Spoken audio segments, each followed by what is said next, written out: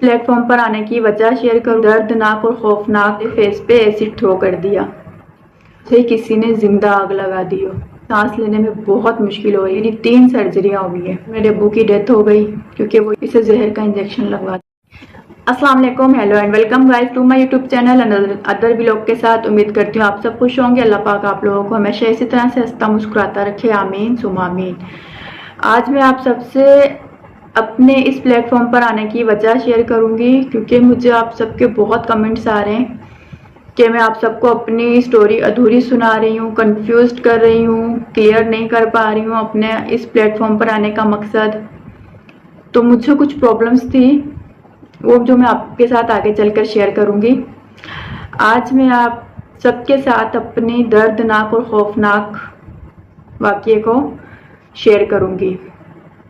रोज़मर्रा की तरह मैं अपने छोटे भाई के साथ ऑफिस जा रही थी, सुबह के तकरीबन 9 और 10 के दरमियान के टाइम।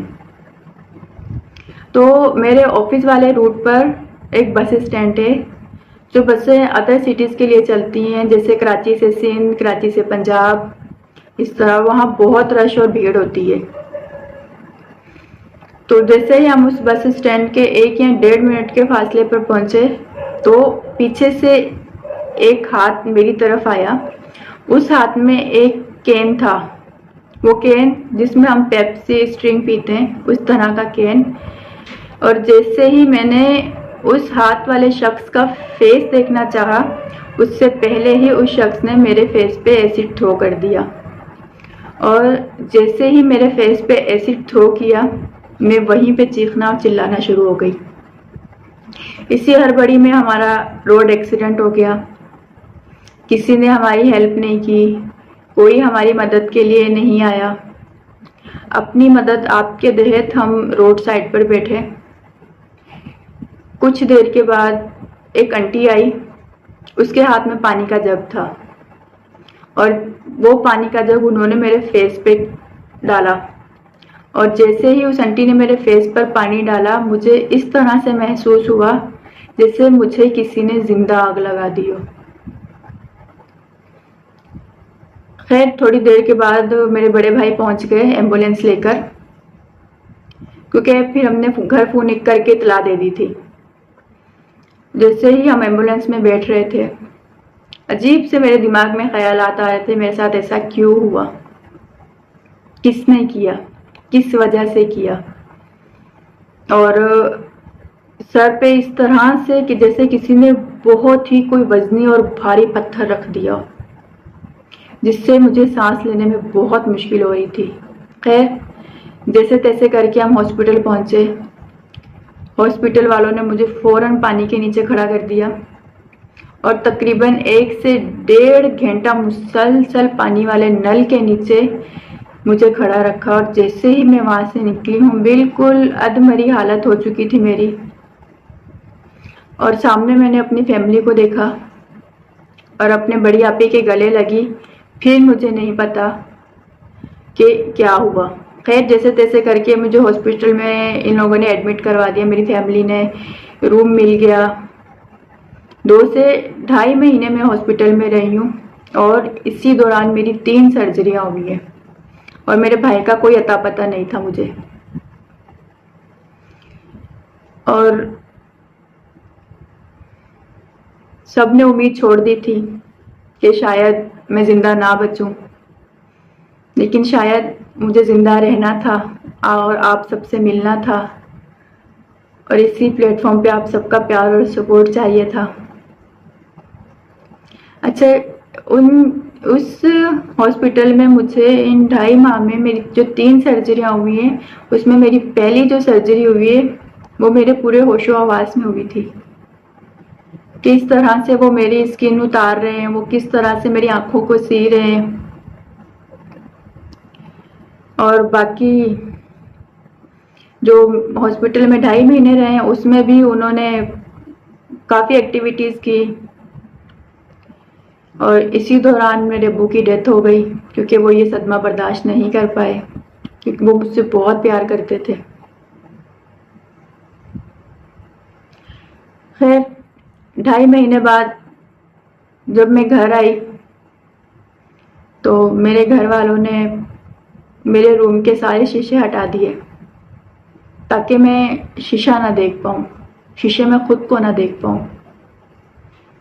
دماغ فلمی ہوتا ہے، میرا دماغ فلمی چلنے لگ گیا کہ میری 3 سرجریاں ہو کر آئی ہیں، میں پتہ نہیں کتنی خوبصورت ہو گئی ہوں۔ تو انسان جیسا سوچتا ہے ویسا لازمی نہیں ہے کہ ممکن ہو، اور در حقیقت ویسا اس سے الگ ہوتا ہے۔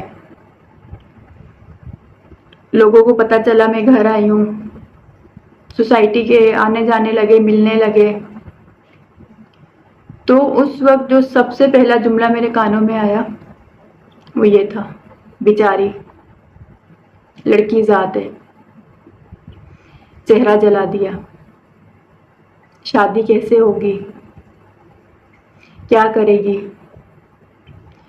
اس سے اچھا اس کے ہاتھ پاؤں توڑ دیے ہوتے، اس کے ساتھ کچھ اور کر دیا ہوتا،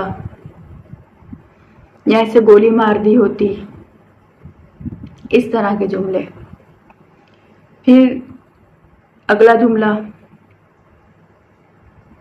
اس کا پورا چہرہ خراب ہو گیا ہے، اسے زہر کا انجیکشن لگوا دو۔ اور یہ ساری باتیں میری فیملی سن رہی تھی اور برداشت کر رہی تھی۔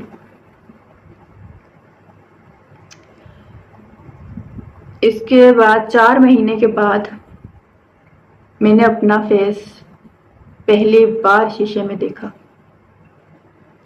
اور جیسے ہی دیکھا میں بے ہوش ہو گئی۔ جب ہوش آیا میرے دل میں خیال آیا میں خودکشی کر لوں، میں اس چہرے کے ساتھ نہیں رہ سکتی۔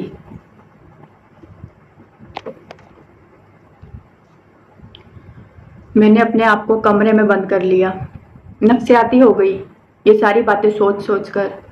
میری کیا غلطی تھی، ایسا کیا کیا گیا، یہ سب کیا ہو گیا میرے ساتھ، کیوں کیا گیا میرے ساتھ۔ پھر اسی دوران میری امی میرے پاس آئی، میری امی نے مجھے سمجھایا کہ یہ ہمارے اوپر میرے اللہ پاک کی آزمائش آئی ہے، اور جس طرح سے ہمارے اللہ پاک کی ہم پر آزمائش آئی ہے، اللہ پاک ہی ہمیں اس آزمائش سے باہر نکالیں گے۔ تو ان سب میں میری فیملی کا بہت زیادہ سپورٹ رہا مجھے۔ میری فیملی والوں نے مجھے بہت، یعنی کہ میں بالکل ٹوٹ کے بکھر گئی تھی، ختم ہو گئی تھی میں اگر شاید میری فیملی مجھے حوصلہ نہ دیتی، میرے ساتھ نہ کھڑی ہوتی، تو شاید آج میں زندہ بھی نہ ہوتی۔ اس کے بعد میری مزید 3 سرجریاں اور ہوئی، 2 آنکھ کی، 1 فیس کی، جس میں ہمارا گھر بک گیا، ہم کرائے کے گھر میں آ گئے۔ اور ٹوٹل 6 سرجریوں کے بعد میرا یہ فیس ہے آپ کے سامنے اب۔ اور ابھی میری اور بھی مزید سرجریاں ہونی باقی ہیں۔ ڈاکٹرز نے کہا کہ میری آنکھ پہلے ہی ایک ضائع ہو چکی ہے، 1 آنکھ باقی ہے، تو اس میں بھی 65% روشنی ہے، اس کی سرجری باقی ہے، مین سرجری۔ اور مجھے دور سے دکھائی نہیں دیتا۔ ڈاکٹرز نے کہا ہے کہ اگر میں نے اس آنکھ کی جلد سے جلد سرجری نہیں کروائی تو شاید یہ آنکھ بھی ختم ہو جائے۔ تو میرا اس پلیٹ فارم پر آنے کا مقصد یہی ہے کہ آپ لوگ میری سٹوری کو سنیں، میرے درد اور میری تکلیف کو محسوس کریں، مجھے سپورٹ کریں کہ میں اپنا علاج کروا سکوں۔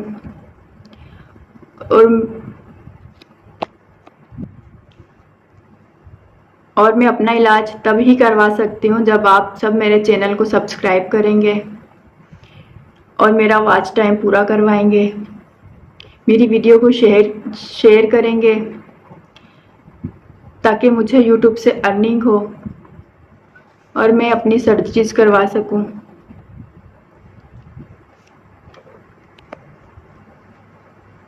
اور یہ سب تبھی ممکن ہوگا جب آپ مجھے سپورٹ کریں گے، میرے 1000 سبسکرائبر کمپلیٹ کروائیں گے اور میری ویڈیو کو لائک کریں گے، اپنے دوستوں رشتہ داروں میں شیئر کریں گے۔ باقی آپ سب کا بہت بہت شکریہ، اور میرے 1000 سبسکرائبر کمپلیٹ کروائیں گے۔ اللہ پاک آپ سب کو اپنے حفظ و امان میں رکھے۔ آپ سب کا بہت بہت شکریہ۔ ملتے ہیں نیکسٹ ولاگ میں۔ اللہ حافظ۔